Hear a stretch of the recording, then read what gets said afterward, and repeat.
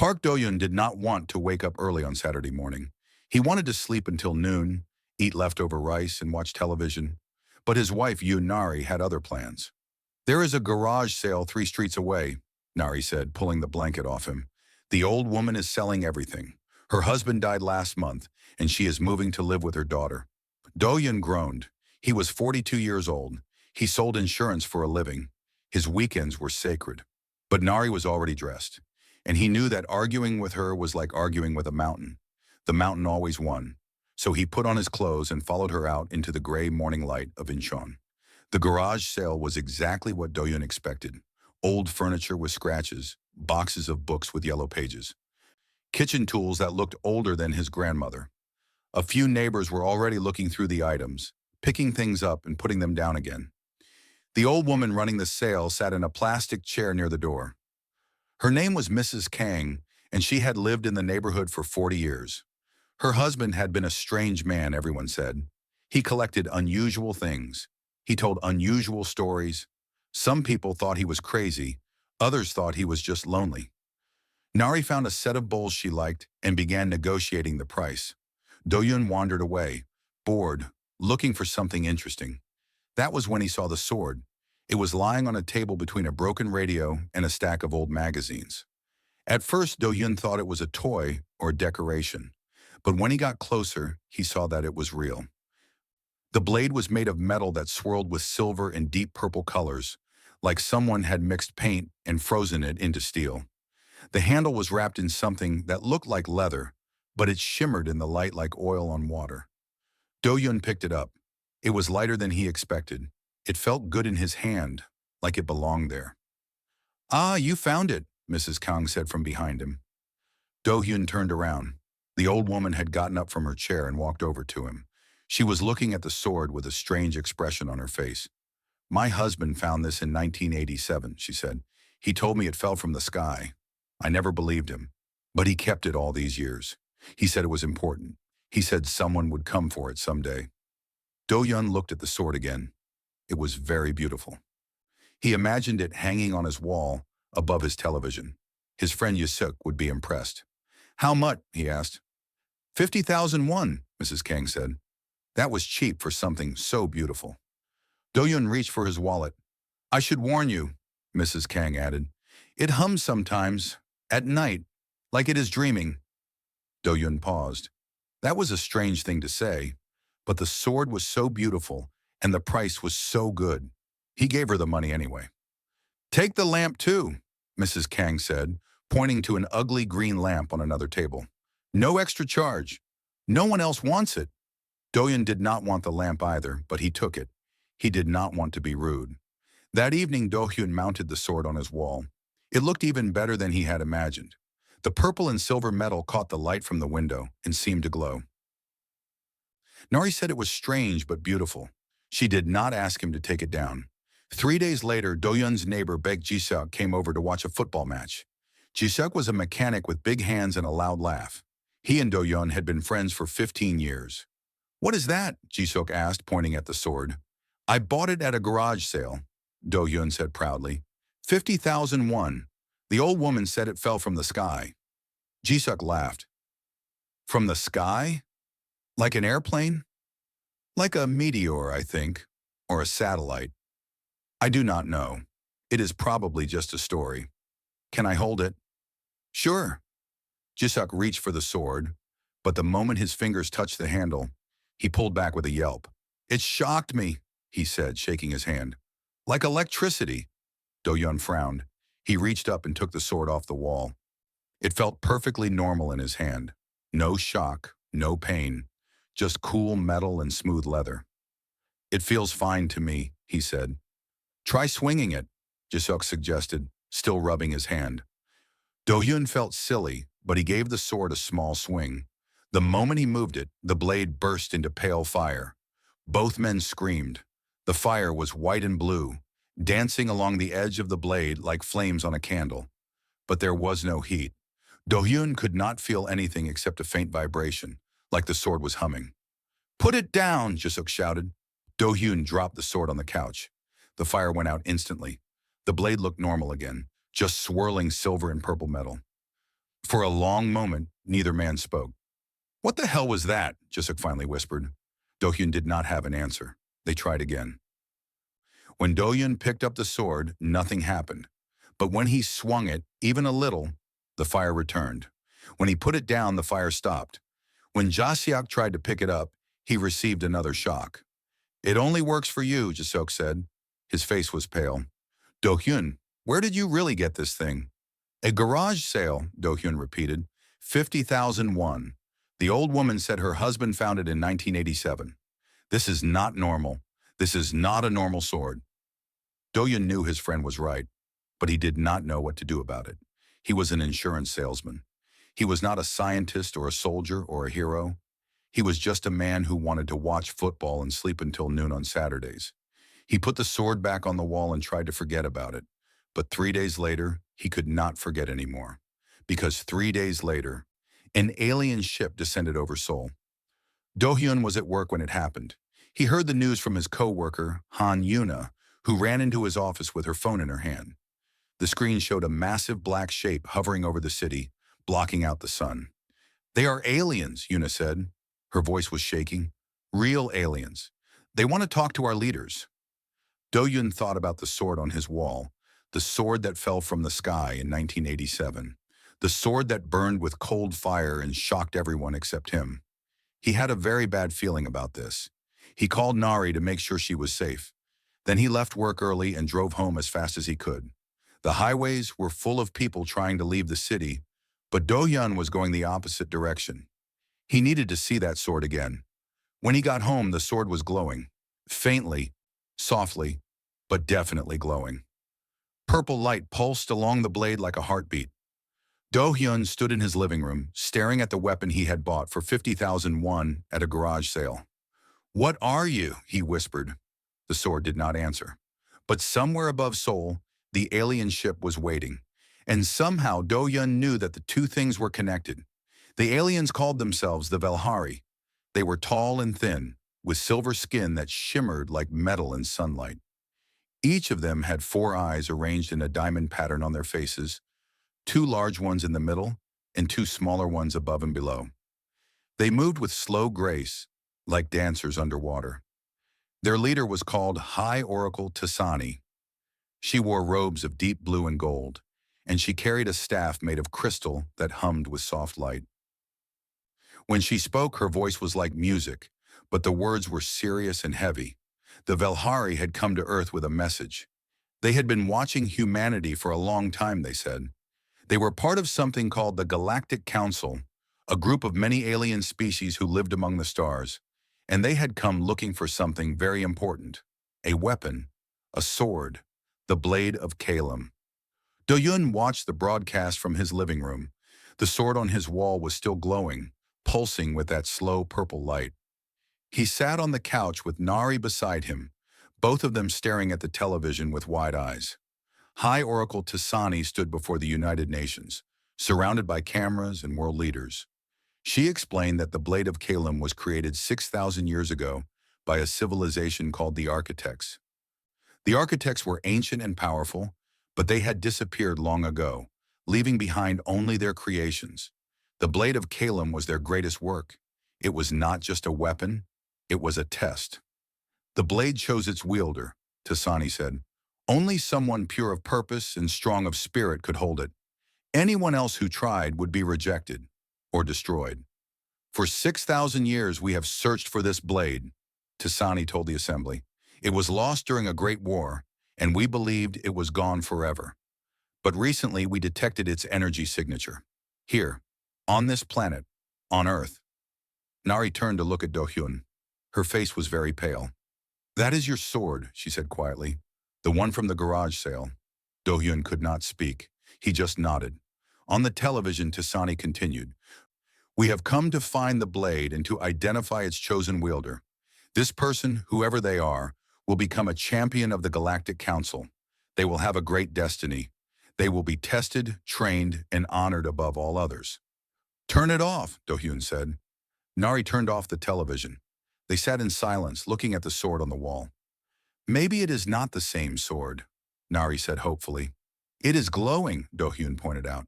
Maybe lots of swords glow. They both knew that was not true. For 2 days, Do-hyun tried to pretend everything was normal. He went to work. He talked to clients about insurance policies. He ate lunch with his co-workers and laughed at their jokes.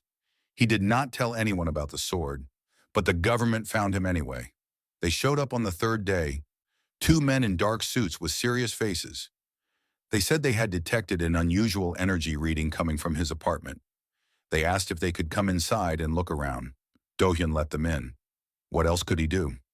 The men stared at the sword for a long time. One of them made a phone call.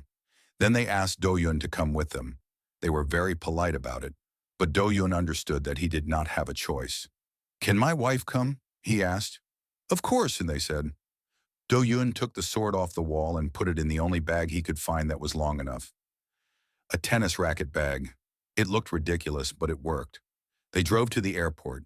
They flew to New York. They took a car to the United Nations building. Through all of this, Do-hyun held the tennis racket bag in his lap, feeling the sword hum gently through the fabric. "Are you scared?" Nari asked him on the plane. "Yes," Do-hyun admitted. "I am very scared." "Me too," Nari said. She took his hand and held it tight. "But we will be okay. We always are." Do-hyun was not so sure about that, but he squeezed her hand back and tried to believe her. The United Nations Assembly Hall was bigger than anything Do-hyun had ever seen. Hundreds of seats rose up in rows, filled with diplomats and politicians from every country on Earth. Television cameras pointed at him from every direction. The Velhari delegation stood on one side of the room, their silver skin and four eyes making them look like creatures from a dream. Do-hyun walked to the center of the room, carrying the tennis racket bag. His hands were sweating. His heart was beating so fast he could hear it in his ears. High Oracle Tasani stepped forward. Her four eyes studied him with intense interest. "You are the one who possesses the blade?" she asked. "Yes," Do-hyun said. His voice sounded strange in the big room, small and thin. "Show it to us." Do-hyun unzipped the bag. He reached inside and pulled out the blade of Kalem. The reaction was immediate. Tessani's eyes went wide. Her attendants, three younger Velhari standing behind her, fell to their knees. Across the room, aliens from other species gasped and made sounds that the translators could not understand. The humans in the audience murmured and pointed. The blade was glowing again, brighter than before. Purple and silver light danced along its edge, and Do-hyun could feel it vibrating in his hand, like it was excited. "Impossible," Tasani breathed. "You hold it. It does not reject you." Do-hyun looked at the sword, then at Nari in the observation gallery, then back at the oracle. "Oh, this?" he said. "I got it at a garage sale, 50,000 won. The old lady threw in a lamp too." For a moment, nothing happened. Then the translator AI processed his words and broadcast them in the alien language. The room exploded into chaos. Tasani was shouting. The other aliens were shouting. The human diplomats were asking questions that no one could hear over the noise. Camera flashes went off like lightning. Do-hyun stood in the middle of it all, holding the ancient blade that had chosen him, wondering how his life had become so strange. A week ago, he had been an insurance salesman who wanted to sleep until noon on Saturdays. Now he was apparently the chosen wielder of a cosmic weapon, and all because he stopped at a garage sale. He looked at Nari again. She was smiling, just a little. Even in all the chaos, even in all the confusion, she was smiling at him. It made him feel a tiny bit better, but only a tiny bit. Because High Oracle Tasani was pushing through the crowd toward him, her four eyes blazing with something that looked very much like anger. "You cannot have simply purchased the sacred blade," she shouted. "Champions must be tested. They must prove themselves through trials of body, mind, and soul." Do-hyun looked down at the sword in his hand. The sword that had cost him 50,000 won, the sword that came with a free lamp. "I am sorry," he said honestly. "I did not know there were rules." Tessani stared at him for a long moment. Then she turned to the assembly and raised her staff. "This human must face the trials of ascension," she announced. "Only then will we know if he is truly worthy." Do-hyun did not know what the trials of ascension were, but from the way everyone was looking at him, he was pretty sure he was not going to enjoy them. The trials of ascension were held on the Velhari ship. It was a massive vessel, bigger than any building Do-yun had ever seen, floating silently in the sky above New York City. Inside, it was like a palace, with high ceilings and walls that glowed with soft blue light. The air smelled like flowers that Do-yun did not recognize. Do-yun was given a room to prepare himself. It was a nice room with a comfortable bed and a window that looked out at the stars. But he could not enjoy it. He was too nervous. Nari was not allowed to stay with him. She had to watch from an observation deck, along with representatives from Earth's governments and dozens of alien species. The whole galaxy, it seemed, wanted to see if the human with the garage sale sword was really the chosen one. A young Velhari attendant came to explain the trials to him. Her name was Tessa, and she was kinder than the High Oracle. She had a gentle voice and only looked at Do-yun with two of her eyes at a time, which he appreciated. There are 3 trials, Tessa said. The Walk of Fire, the Labyrinth of Whispers, and the Combat of Truth. What happens if I fail? Do-yun asked. Tessa hesitated. In the past, candidates who failed the trials or did not survive. Do-yun felt his stomach drop. How many candidates have there been? 947, Tessa said quietly. Over 6,000 years. All of them were the greatest warriors and thinkers of their species. All of them trained their whole lives for this moment. All of them failed. And you expect me to succeed? I sell insurance. Tessa's 4 eyes blinked at him in confusion. What is insurance? It is... Never mind. It is not important. Do-yun sat down on the bed and put his head in his hands. 947 champions. The greatest warriors in the galaxy. All of them dead. And he had to follow in their footsteps with a sword he bought at a garage sale. I do not understand something, Do-yun said. The sword chose me. You saw it. It lights up when I hold it. It shocks everyone else. Why do I still need to take these trials? Tessa considered this question carefully. The blade accepting you is unusual, she admitted. In all our history, it has never accepted anyone before the trials. But High Oracle Tessany believes that the trials are still necessary. She believes that the blade may have made a mistake. Can the blade make mistakes? We do not know. That is why we must test you. The first trial was the Walk of Fire. Tessa led Do-yun to a long corridor deep inside the ship. The walls and floor and ceiling were all made of some kind of crystal, and beyond the crystal, Do-yun could see flames. Real flames, burning and dancing, filling the space around the corridor like an ocean of fire. This is plasma, Tessa explained. It burns at temperatures hot enough to melt stone. The corridor will open, and you must walk from one end to the other. If you are truly chosen, the blade will protect you. If you are not... She did not finish the sentence. She did not need to. Do-yun looked at the fire. It was beautiful in a terrifying way, orange and white and blue, swirling and crashing against the crystal walls like waves. Can I have a moment? He asked. Tessa nodded and stepped back. Do-yun held the sword up and looked at it. The blade was glowing again, that soft purple light that made it look alive. I do not know if you can hear me, he said quietly to the sword. I do not know if you understand, but I did not ask for this. I did not want to be chosen. I just wanted a nice decoration for my wall. The sword continued to glow. If it hurt him, it gave no sign.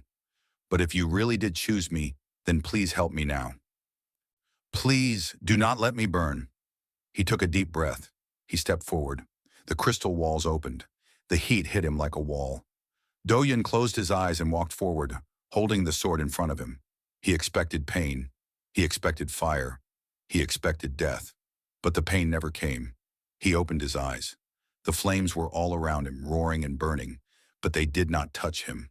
They parted around him like water around a stone, curving away and leaving a clear path. The sword was burning too, that pale fire dancing along the blade, and where its light touched the plasma retreated. Do-yun kept walking.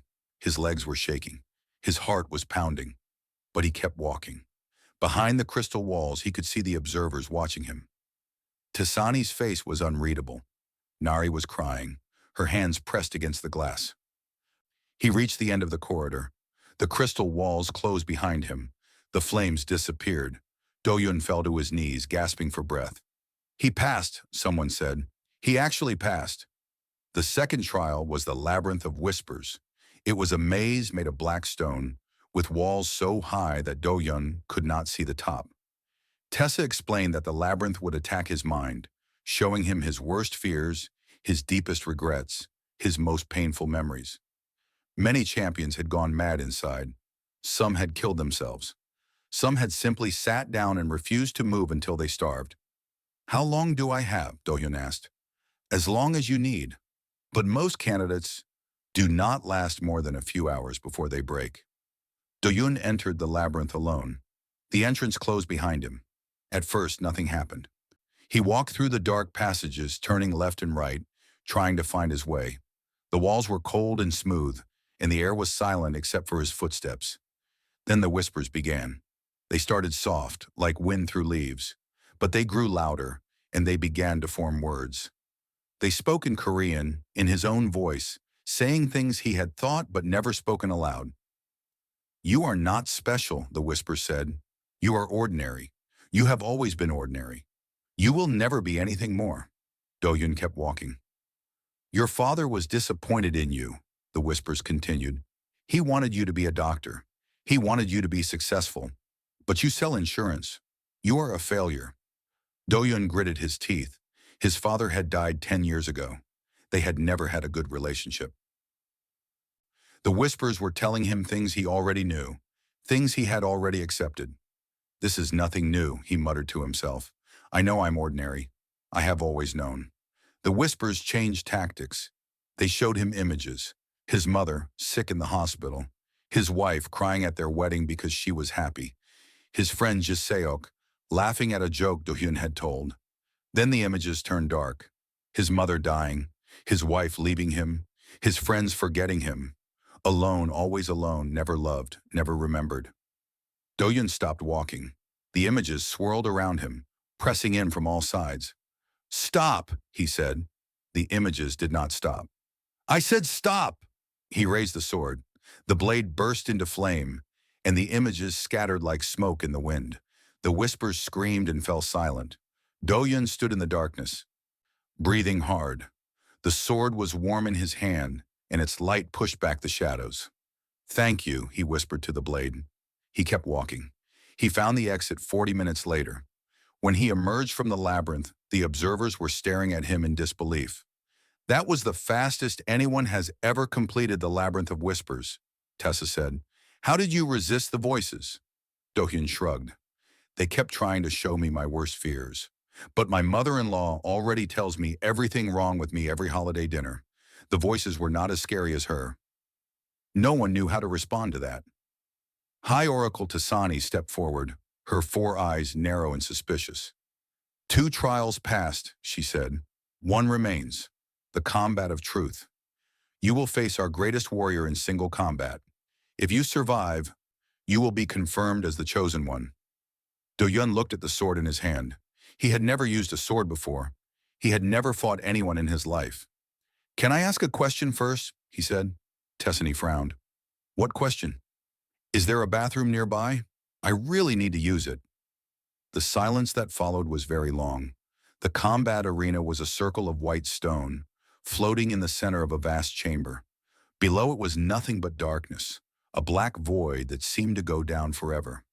Above it, hundreds of observers sat in seats that rose up like a stadium, humans and aliens all watching together. Do-hyun stood on one side of the arena. His opponent stood on the other. The Velhari champion was called Korath. He was taller than any Velhari Do-hyun had seen before, nearly 3 meters high, with muscles that looked like they were carved from stone. His 4 eyes burned with fierce determination, and in his hands he held 2 curved swords that glowed with blue light. Korath had been training for this moment since he was a child. He had fought in 100 battles. He had killed enemies that Do-hyun could not even imagine. He was, by all accounts, the deadliest warrior in the Velhari Empire. Do-hyun held his garage sale sword and tried not to throw up. Nuri was in the front row of the observers, her hands clasped together in front of her chest. Beside her sat Jisok, who had been flown in from Korea at Nari's insistence. His friend's face was pale, and he kept shaking his head like he could not believe what he was seeing. This is not a fight to the death, High Oracle Tasani announced. Her voice echoed through the chamber. The combat ends when one warrior yields, or when one warrior can no longer continue. But be warned, human, Korath will not hold back. If you cannot defend yourself, you will be seriously hurt. Do-yun nodded. His throat was too dry to speak. Begin! Korath moved like lightning. One moment he was standing still, and the next he was in front of Do-hyun, his twin blades cutting through the air in deadly arcs. Do-hyun did not think. He did not plan. His body simply moved. He stepped to the side, and Korath's blades missed him by inches. He raised his sword, and it blocked a strike that should have taken off his head. He turned. He ducked. He moved in ways he had never moved before. The blade was guiding him. He could feel it now, a presence in his mind, gentle but strong. It was not controlling him exactly, but it was showing him where to go, where to put his feet, how to hold his arms. It was like dancing with a partner who knew all the steps. Korath attacked again and again. His blades were everywhere, spinning and cutting, trying to find a gap in Do-hyun's defense. But Do-hyun blocked every strike. He moved with a grace he did not know he had. The observers were shouting now, gasping and cheering. No one had expected this. No one had expected the insurance salesman from Korea to fight like a master. But Do-hyun was not trying to win. He was just trying to survive. The blade could guide his defense, but he did not know how to attack. He did not want to hurt anyone. Fight back, Korath shouted, his four eyes blazing with frustration. Stop running and fight. I do not want to hurt you, Do-hyun said between breaths. Can we not just stop? This is the combat of truth. There is no stopping. Korath launched a massive attack, both blades coming down at the same time with all his strength. Do-hyun raised his sword to block. The blades met with a sound like thunder, and then something strange happened. The blade of Kalem flashed with light, brighter than the sun. Korath's twin swords shattered into 1,000 pieces, the blue metal flying in all directions. The force of the impact threw the Velhari champion backward, sending him tumbling across the arena. Do-hyun stood alone in the center of the ring, his sword still raised, its blade burning with white fire. For a long moment, no one moved. Then Do-hyun rushed forward to help Korath up. Are you okay? He asked, reaching down. I am so sorry. I did not mean to do that. Korath stared up at him with all four eyes. His expression was impossible to read. Then slowly he reached up and took Do-hyun's hand. Do-hyun pulled him to his feet. You are apologizing to me? Korath said. I just tried to kill you. You were doing your job, Do-hyun said. I understand. Are you hurt? Do you need a doctor? I mean, whatever doctors you have. Korath looked at his shattered weapons, then back at Do-hyun. Something in his face changed. The fierce determination melted away, replaced by something that looked almost like respect. The blade chose well, he said quietly. I see that now. The arena erupted in chaos. Some observers were cheering, others were shouting in confusion. The humans were trying to understand what they had just seen. The aliens were arguing among themselves in languages the translators could not keep up with. High Oracle Tasani floated down from her seat, her robes billowing around her. Her face was troubled, her four eyes dark with thought. 3 trials, she said. 3 trials passed, against all odds, against all expectations. She turned to face the assembly. This human, this Park Do-hyun, is the chosen wielder of the Blade of Kalem. The chamber fell silent. But I do not understand how, Tasani continued. I do not understand why. For 6,000 years, we have sent our greatest champions to claim this blade. Warriors, scholars, kings and queens. The best of every species in the galaxy. All of them failed. All of them died. She turned back to Do-hyun. Her eyes were searching, confused. And you, an ordinary human, bought the blade at a garage sale?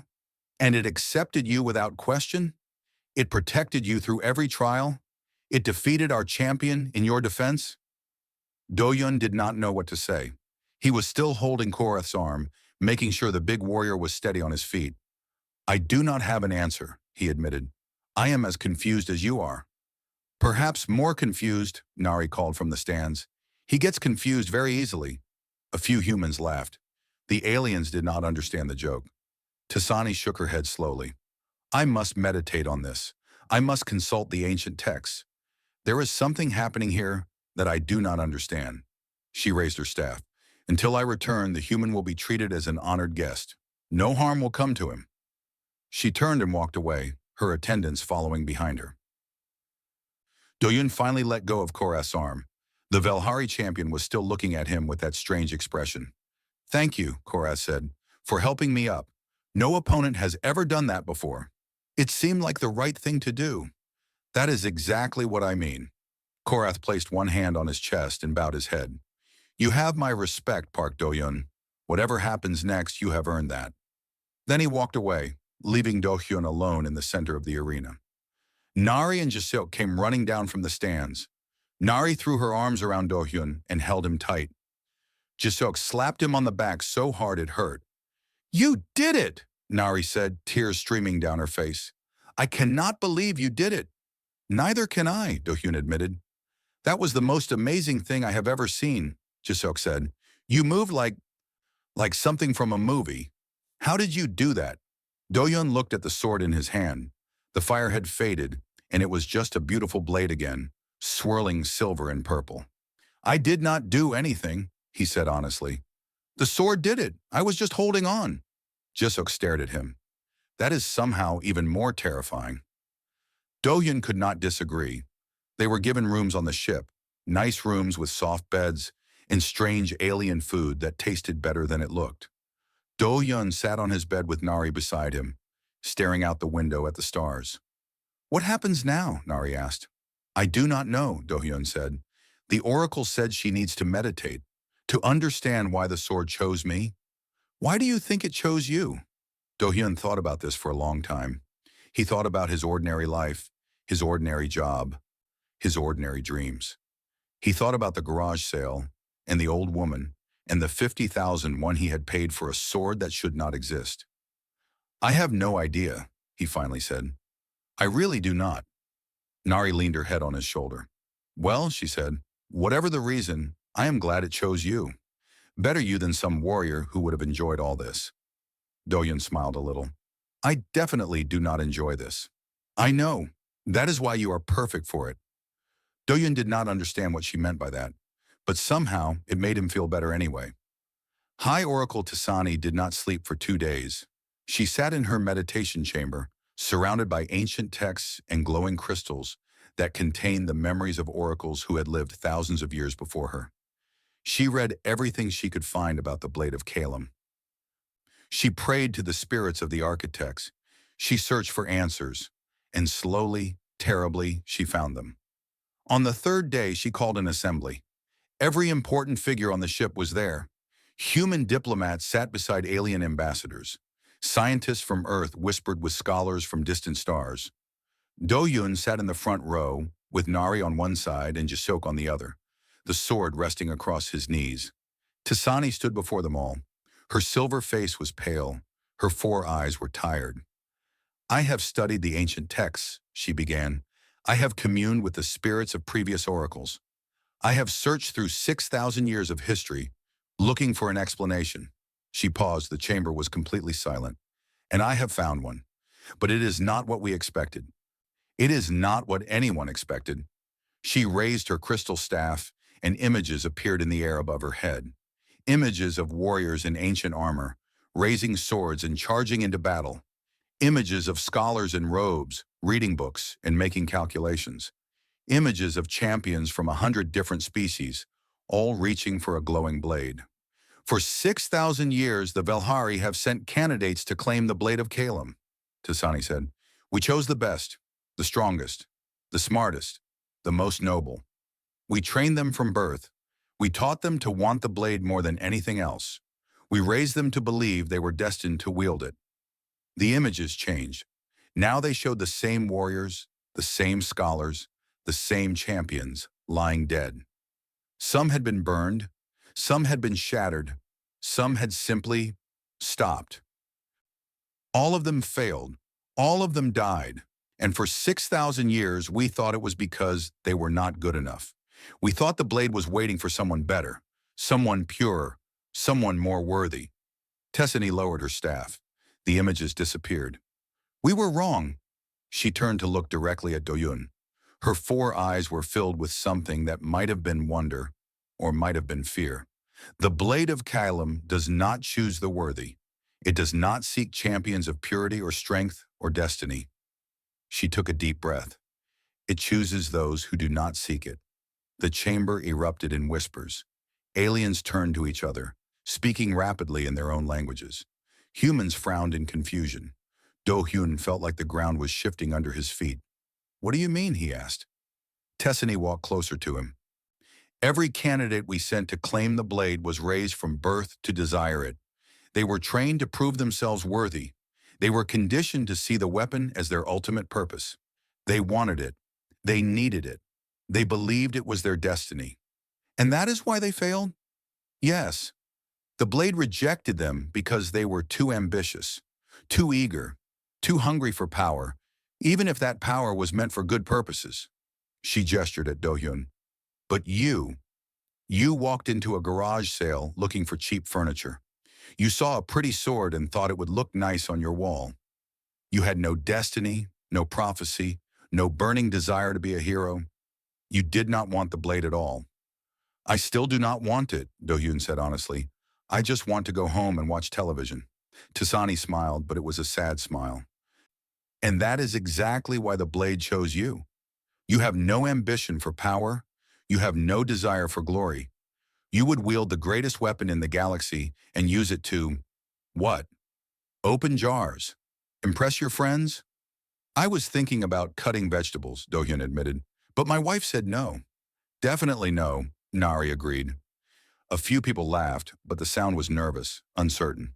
The architects created the blade to find a certain kind of champion, Tessany continued. Not a hero who sought greatness, but a hero who did not care about greatness at all. Someone who would use power without being corrupted by wanting it. Someone who would do the right thing simply because it was right, not because it would bring them fame or honor or reward. She looked at the assembled aliens and humans. For 6,000 years, we missed the point. We searched for ambition when we should have searched for contentment. We sought warriors when we should have sought ordinary people. A tall alien with purple skin and too many arms raised one of those arms.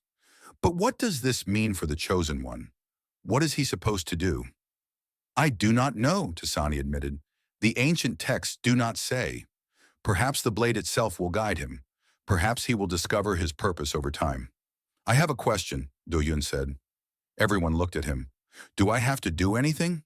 I mean, can I just go home and pretend this never happened? Tessany considered this. The blade has chosen you. It will protect you. It will guide you. But I do not believe it will force you to do anything.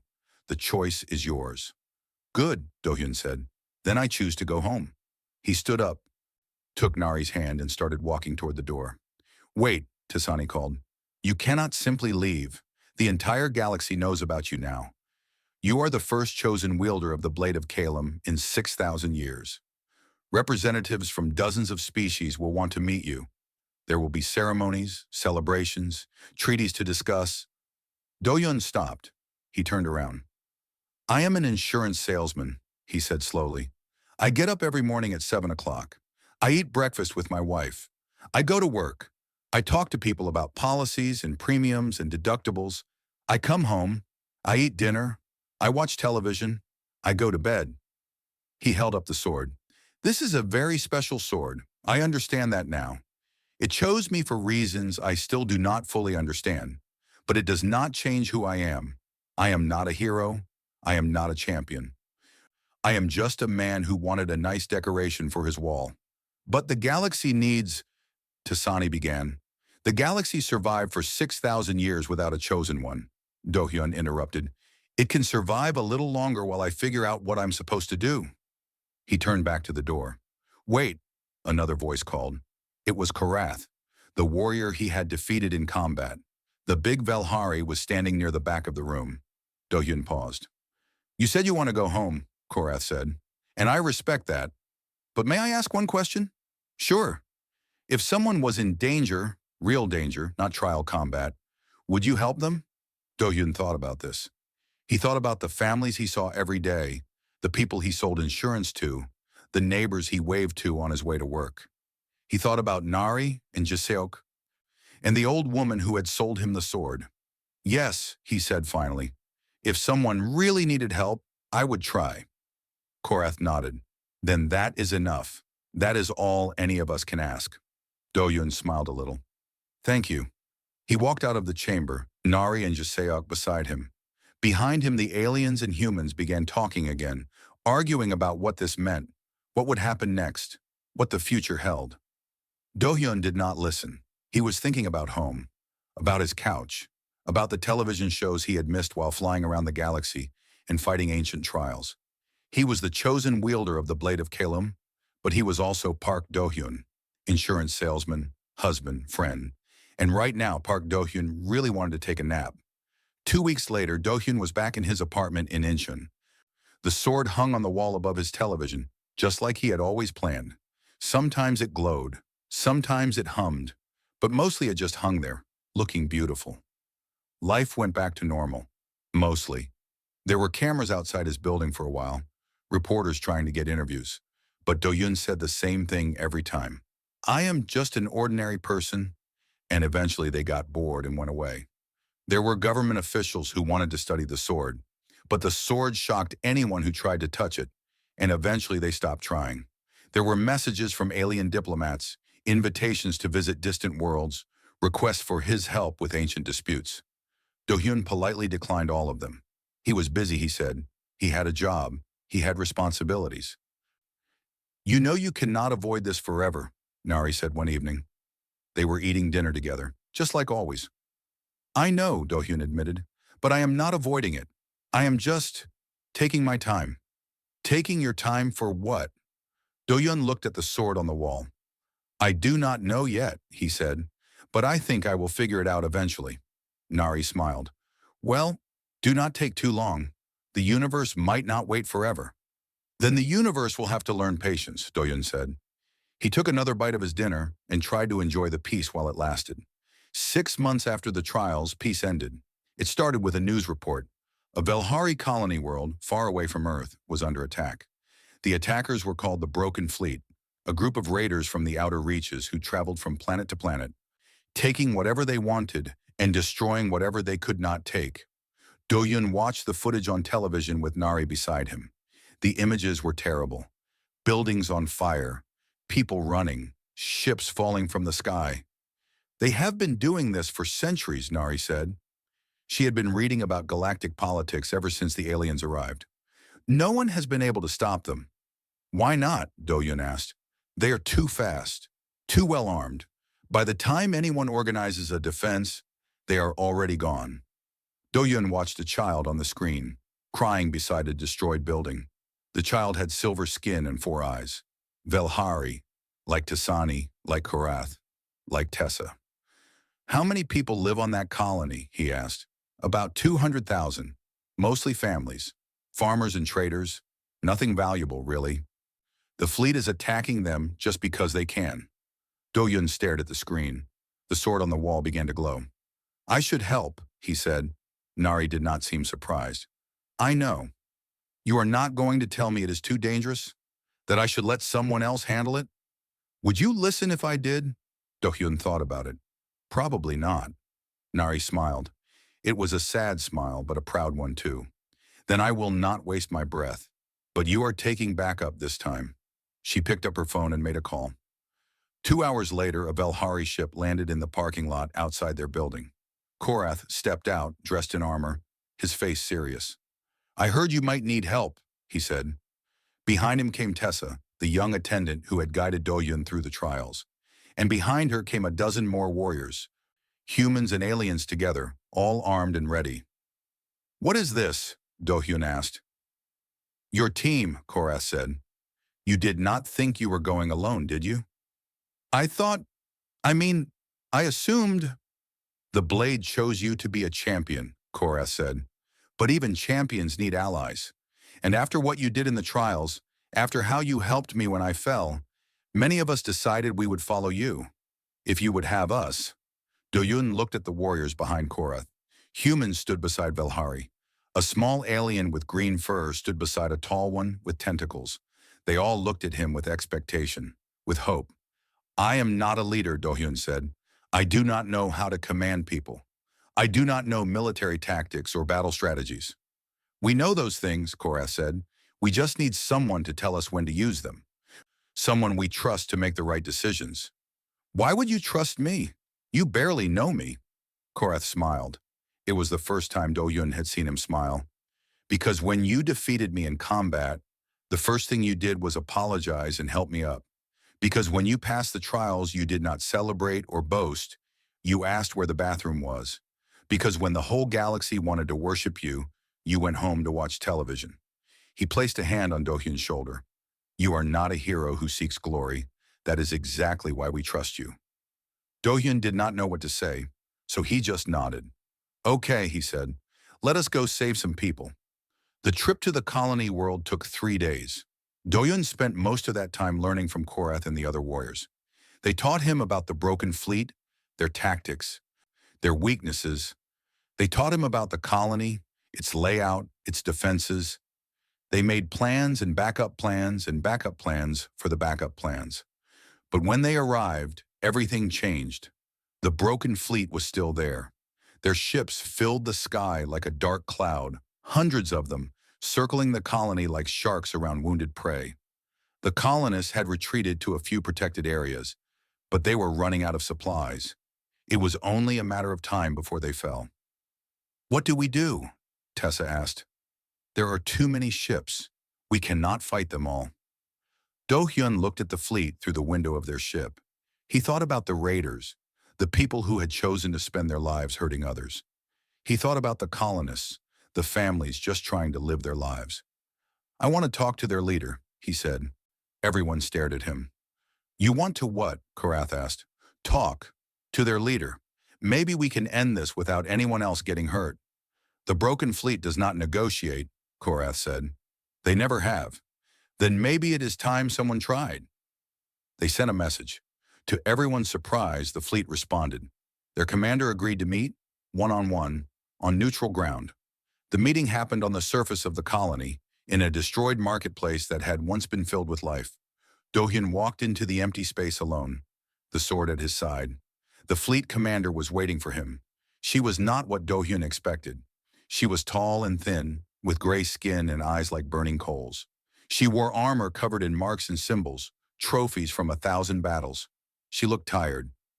So you are the famous chosen one, she said. Her voice was rough, like she had spent too many years shouting orders. The human who bought a sacred sword at a market. Garage sale, Do-hyun corrected. And yes, I am Park Do-hyun. I am Vexus, commander of the broken fleet. She studied him with those burning eyes. You do not look like a warrior. I am not a warrior. I sell insurance. Then why are you here? Because there are 200,000 people on this colony who are scared. Families, children. They did nothing to you. They do not deserve this. Vexus laughed, but it was not a happy laugh. Deserve? The universe does not care about deserve. I learned that a long time ago. What happened to you? Do-hyun asked quietly. The question seemed to surprise her. What? You were not born doing this. No one is born raiding colonies and hurting innocent people. Something happened to make you this way. What was it? Vexus was silent for a long moment. Behind her, Do-hyun could see her soldiers watching, hands on their weapons. My world was destroyed when I was a child, she finally said, by the Velhari. They called it a necessary action to stop a disease from spreading. They burned everything. My family, my home, everyone I loved. I am sorry, Do-hyun said, and he meant it. I do not want your pity. It is not pity. It is understanding. Something terrible happened to you, and it shaped who you became. But is this really who you want to be? Is this the person you dreamed of becoming when you were young? Vexus did not answer, but something in her eyes flickered. You have been hurting people for years, Do-hyun continued. And has it made you feel better? Has it healed anything? Or does the pain just keep growing, no matter how much destruction you cause? You know nothing about pain, Vexus said, but her voice was weaker now. Maybe not your kind of pain, but I know that hurting others never fixes what is broken inside ourselves. It just creates more broken people. He held out his hand. End this. Let these people go, and maybe we can find another way forward. Vexus stared at his hand. The moment stretched out, long and tense. Then she pulled out a weapon and pointed it at his face. You are a fool, she said. This changes nothing. But she did not fire. Her hand was shaking. Do-yun did not move. He did not draw his sword. He just stood there, hand extended, waiting. You could kill me, he said calmly. But then what? My allies will destroy your fleet. More people will die, and you will still be empty inside. Tears were forming in Vexus's burning eyes. You do not understand. I have done too much. There is no going back. There is always a way back. It is just hard and scary, and it takes more courage than anything else you have ever done. Vexus's weapon lowered, slowly, until it pointed at the ground. She did not take his hand, but she did not shoot him either. Leave it, she said. Take these colonists. Take your fleet.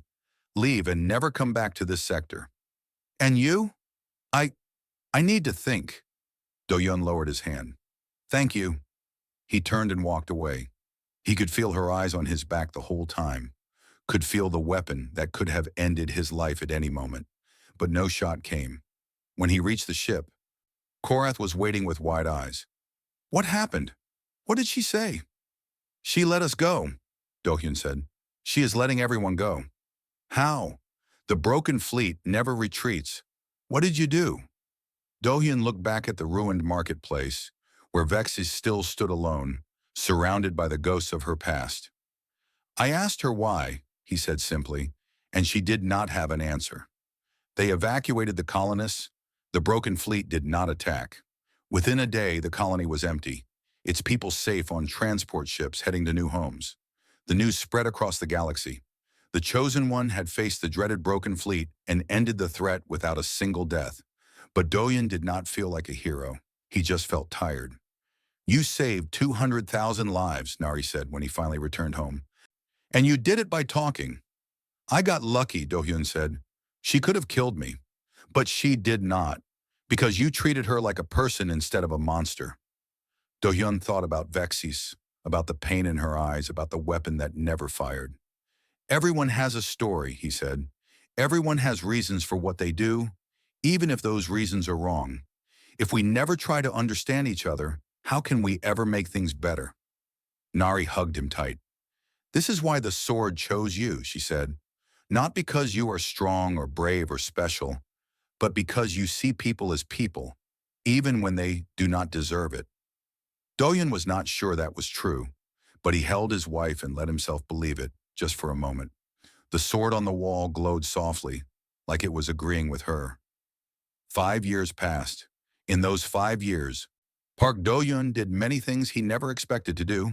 He traveled to distant worlds and met species he had never imagined. He mediated disputes that had lasted for centuries. He stood before councils and assemblies and spoke words that changed the course of history, but he never stopped being himself. He still complained about waking up early. He still preferred rice and soup to the strange foods of other planets. He still called his wife every night, no matter how far away he was, just to hear her voice. And every time someone called him a hero, he said the same thing. I am just a man with a sword I bought at a garage sale. The galaxy did not know what to make of him. Some species worshipped him as a god. Others studied him like a science experiment. A few thought he was a fraud, a trick, a mistake the blade had made. But most people just liked him, because he was kind, because he was honest, because he treated everyone the same way, whether they were a powerful emperor or a child on a farming world. On the 5th anniversary of the trials, a ceremony was held on the Vilhari homeworld. Representatives from 32 species attended. It was the largest gathering of different worlds in galactic history. Do-hyun stood on a platform in the center of a vast arena, the blade of Kylum in his hands. Nari sat in the front row, where she always sat. Beside her were Jiseok, Korath, Tessa, and dozens of friends Do-hyun had made over the years. High Oracle Tessani approached the platform. She looked older now, but her eyes were still bright. 5 years ago, A human from Earth became the first wielder of the Blade of Calum in 6,000 years, she said. He did not seek this power. He did not want this responsibility.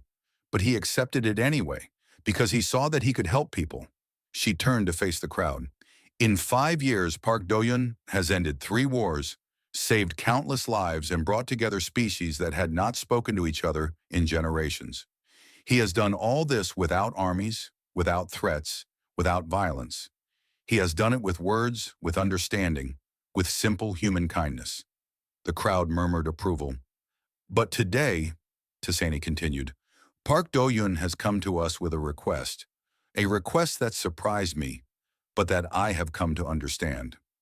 Do-hyun stepped forward. His heart was beating fast, just like it had at the trials 5 years ago. But this time, he was not afraid. He knew exactly what he wanted to say. I have been honored to carry this blade, he said.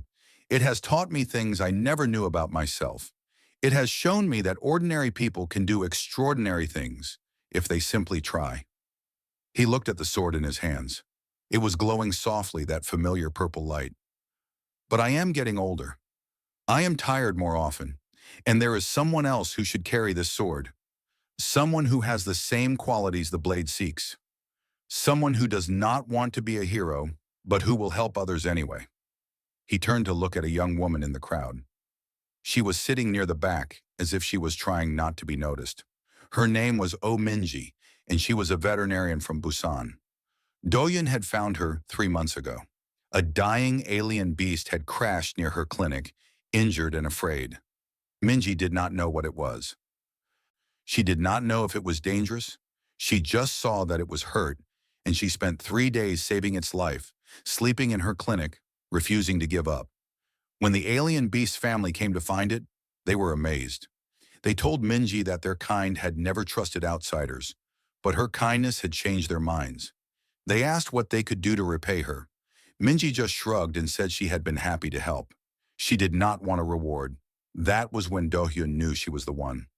Oh, Minji, he said now, would you please come forward? Minji's face turned red. She looked around as if hoping there was another Oh Minji in the crowd. But everyone was looking at her.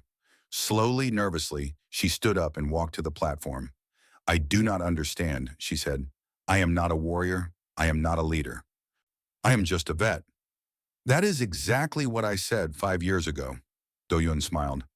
I said I was just an insurance salesman. But I did not do anything special. I just helped an animal. You helped a creature from another world without knowing what it was, without expecting anything in return. You risked your life for a stranger. That is exactly the kind of person the blade chooses. He held out the sword. Minji stared at it. The blade was glowing brighter now, and there was a soft hum filling the air. I cannot take this, she whispered. It is too important. The blade does not choose people because they want to be important, Do-hyun said. It chooses people because they do the right thing without thinking about importance. Minji's hands were shaking, but she reached out and touched the handle. The moment her fingers closed around it, the blade burst into light. Not fire this time, but pure white light, beautiful and warm.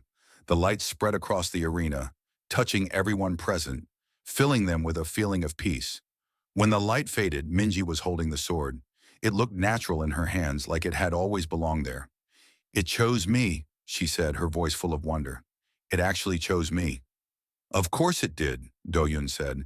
You are exactly who it has been waiting for. The crowd erupted in applause. Aliens and humans together, cheering for the new wielder of the Blade of Calum. Tessani approached Minji with tears in her 4 eyes. Welcome, champion. We have much to teach you.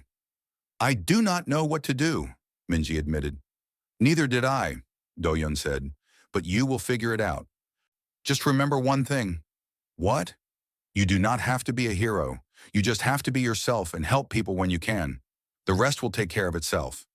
Minji nodded slowly. She looked down at the sword, then back at Do-yun. Thank you, she said, for believing in me. Thank you, Do-hyun replied, for being someone worth believing in. After the ceremony, Do-hyun found Tessani standing alone on a balcony, looking up at the stars. It is strange, Tessani said. For 6,000 years, we searched the cosmos for a champion. We trained warriors, built temples, wrote prophecies, and the blade was in a box in an old woman's garage. Doyun stood beside her. He felt lighter than he had in years now that the sword was no longer his responsibility. Humans are strange that way, Nari said. She had come up behind them quietly, as she always did. We find extraordinary things in ordinary places. And you wield them as though they were ordinary too, Tessany observed. That is the secret, I think, Nari said. We do not need things to be special to treat them with care. A blade from the gods or a rescue dog from the shelter, both deserve our best. Tessany considered this for a long moment. Perhaps that is why the universe gave the blade to humanity, she said finally. Or maybe, Nari replied with a small smile, the universe just has a sense of humor. In the distance, Minji was talking to a group of young aliens, answering their questions with the same nervous honesty that Doyun remembered from his own early days. He watched her explain that the sword could probably be stored in a golf bag, and that the glowing thing was alarming at first, but you got used to it. Doyun laughed. She will be good, he said. Maybe better than me. Definitely better than you, Nari agreed. You still cannot cook rice properly. The rice cooker does it automatically. And you still burn it. Tessany watched the two humans bickering with affection. In all her centuries, she had never met a species quite like this one. They were so ordinary, so simple, so completely unimpressed by the wonders of the universe. And yet they had produced the only two wielders of the Blade of Calum in 6,000 years. Maybe that was the lesson. Maybe the universe did not need heroes who sought greatness. Maybe it just needed ordinary people who treated everyone, every creature, every moment with simple kindness. Dohyun took Nari's hand. Let us go home, he said. I want to see my couch again. You missed your couch more than you missed me? Never, but the couch does not complain about my cooking. Nari laughed and hit his shoulder gently. They walked away together, an ordinary couple from Incheon, leaving the fate of the galaxy in the hands of a veterinarian from Busan. Behind them, Minji raised the Blade of Calum, watching its light dance across the stars. The galaxy would never be quite the same, and that was probably for the best.